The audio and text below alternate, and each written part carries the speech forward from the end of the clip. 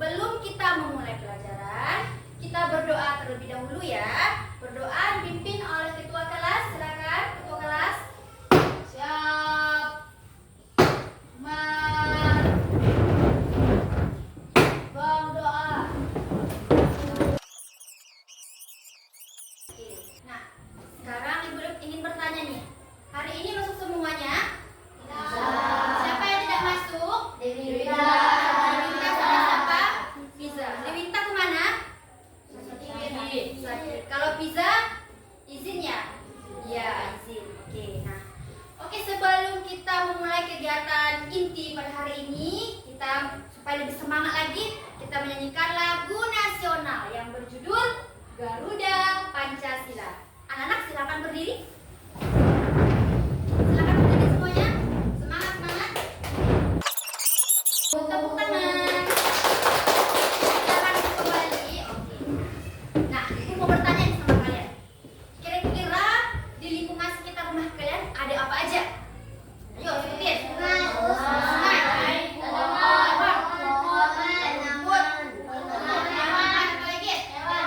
Hewan dan sebagainya. Ya. Nah, kalau misalkan kalian pergi ke gunung atau ke pantai, kira-kira kalian itu melihat apa? Pasir. Lagi.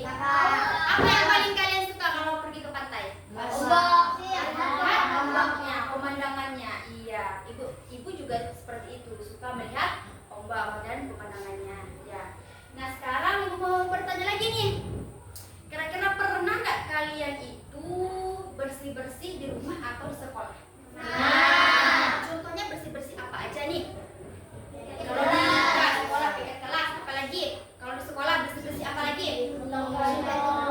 Bersihkan lingkungan. Kalau di rumah bercontohnya bersih-bersih apa?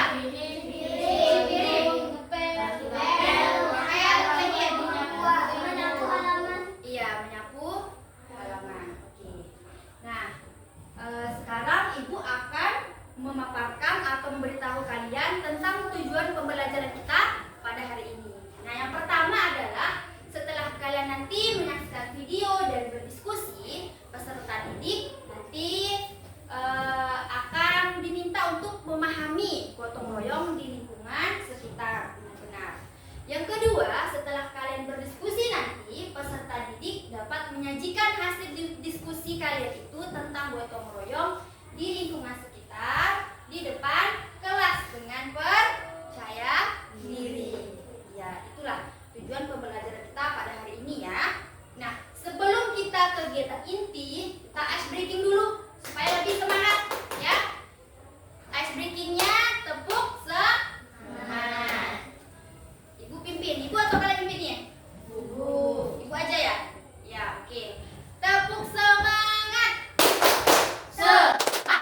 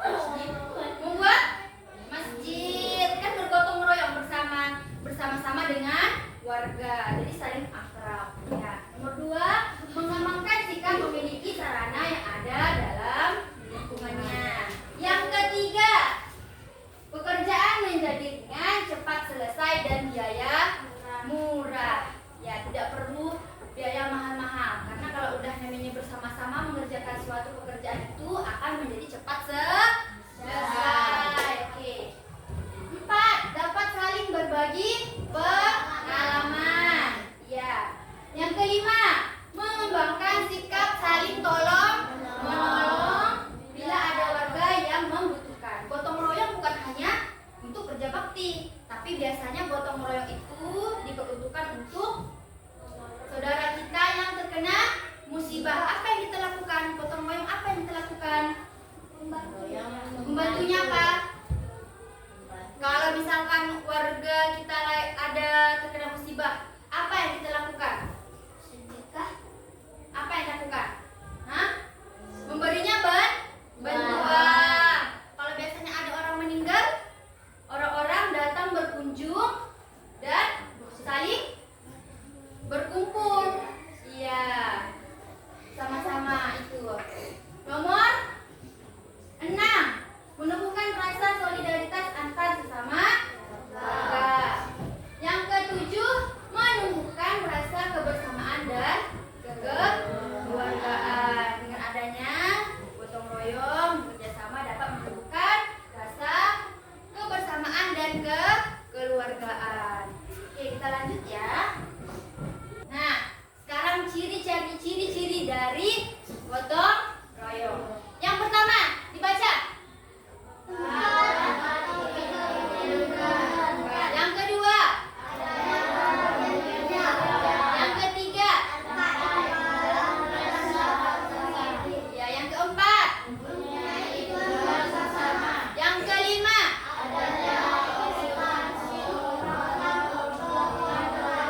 Yang keenam.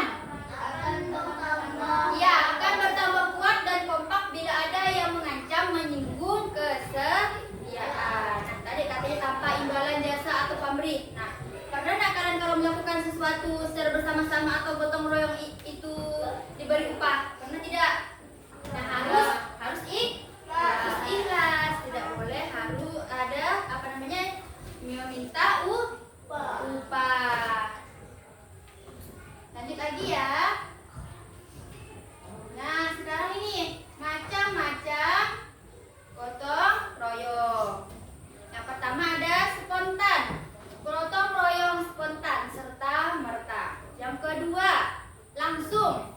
Gotong royong atas perintah atasan atau pengusaha. Yang ketiga, kontrak. Gotong royong atas dasar tertentu. Yang keempat, tradisional gotong royong sebagai unsur dari sistem sosial. Oke, lanjut ya. Nah, ini faktor-faktor terwujudnya gotong royong. Adanya persamaan tujuan. Nah, dengan adanya faktor-faktor terwujudnya gotong royong, yang pertama adalah adanya persamaan tujuan. Tujuan kita bersama untuk menyelesaikan suatu pekerjaan. Bagus. Nomor 2, adanya perasaan bahwa yang satu merupakan bagian yang lain. Lanjut, nomor 3, adanya pengakuan persamaan derajat hak dan kewajiban. Kita lanjut lagi ya. Nah, ini penerapan gotong royong. Contohnya di masyarakat apa aja? Sebutkan.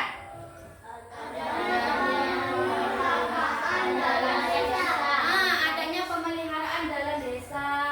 Apalagi? Tiap hari Minggu kerja bakti membersihkan got atau selokan. Udah pernah nggak? Udah pernah kalian jalanin belum? Udah pernah bantu membersihkan got atau selokan? Udah pernah memelihara jalan desa atau fasilitas umum kayak membersihkan masjid, bersihkan sampah-sampah di jalan? Udah pernah? Ada yang belum? Ada ya?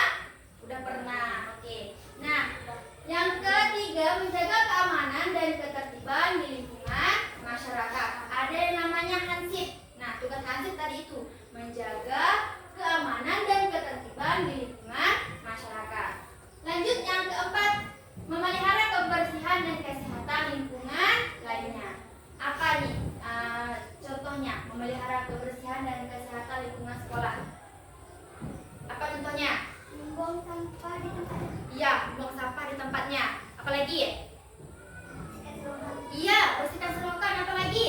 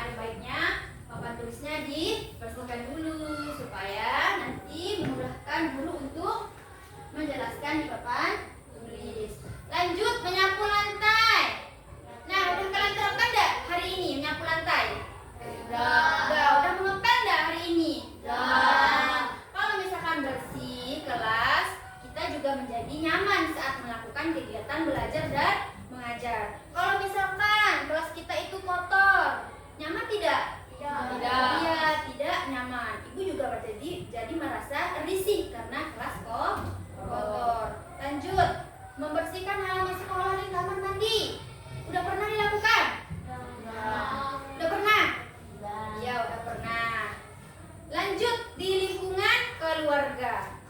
Kalau di lingkungan keluarga ini sepertinya banyak ya. Kan kalian bantu ibu, bantu ayah, bantu abang, bantu kakak. Nah, yang pertama sekali kalian lakukan adalah pasti lakukan tugas rutin. Apa tuh? Tugas rutinnya? Iya, nyapu apa lagi? Ngepel apa lagi? Menyiram apa lagi? Iya, menjalankan perintah orang tua seperti belajar. Semuanya pasti udah menerapkan ya. Iya.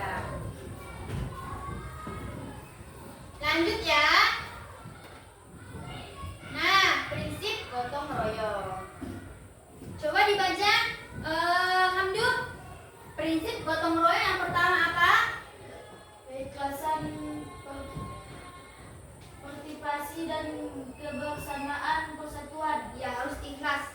Tidak boleh ada keterpaksaan kalau dalam bekerja sama, apalagi dalam hal bergotong royong. Yang kedua, sifat.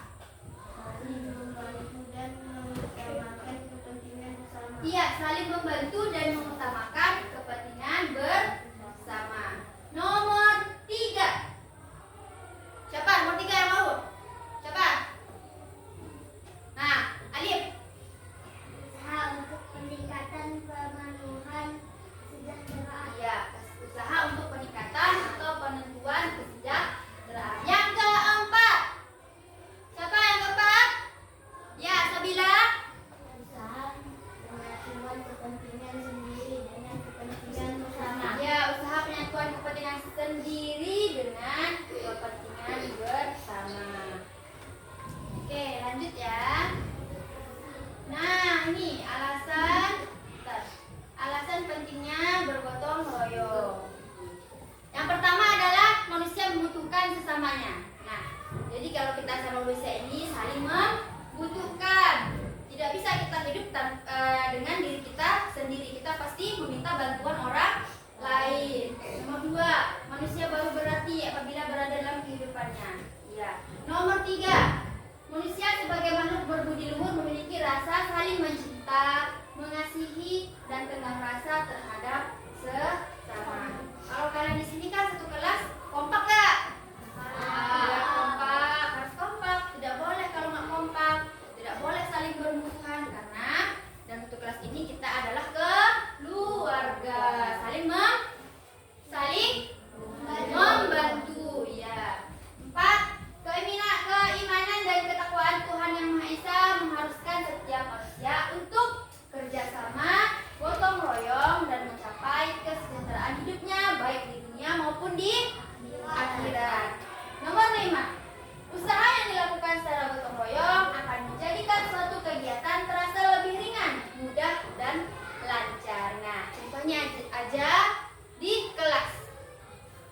Kalau kita membersihkan kelas ini secara bersama-sama, tadi semuanya akan terasa lebih cepat. Iya, cepat.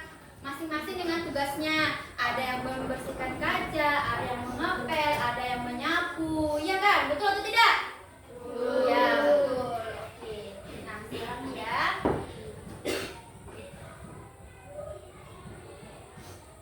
Nah, oke, sekarang Ibu akan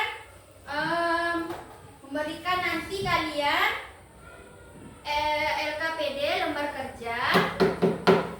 Lembar kerja ini dilakukan oleh kelompok. Ibu akan membagi kalian. Kan ada 14 orang kan? Tapi berdua belum nggak masuk kan? Nah, berarti 2 kalian ya di satu kelompok.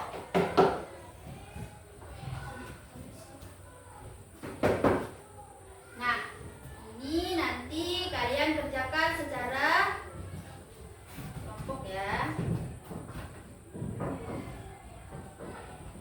Nah, pertanyaannya sebelum Ibu membagikan LKPD ini, nanti kalian akan menyimak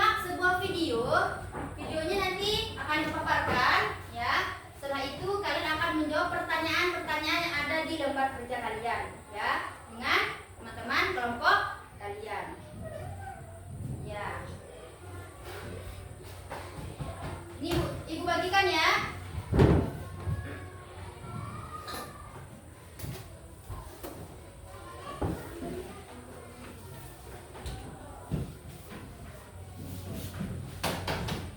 Oke, silahkan dikerjakan. Ini bawa ke belakang. Silahkan dikerjakan. Silahkan dikerjakan. Oke, nah ini adalah video yang akan kalian tonton dan kalian cermati. Nanti setelah kalian tonton sampai selesai, kalian diskusikan permasalahannya ya bersama teman kelompok kalian. Pertanyaannya udah Ibu tulis ke dalam lembar kerja peserta didik yang udah Ibu bagikan sekarang ya. Oke, baik, sekarang kalian tonton ini ya sampai selesai, diamati. Baik, udah selesai semuanya? Sudah. Sekarang Ibu akan menyuruh kalian untuk maju ke depan, mempresentasikan hasil lembar kerja kalian yang sudah kalian lakukan secara berkelompok. Nah, Ibu nanti akan melakukan undi menggunakan Wheel of Name. Nah, ini nanti akan diputar dan nanti akan keluar siapa yang akan maju ke depan terlebih dahulu. Nah, sebelum kita mengundi siapa yang akan maju ke depan terlebih dahulu, kita ice breaking dulu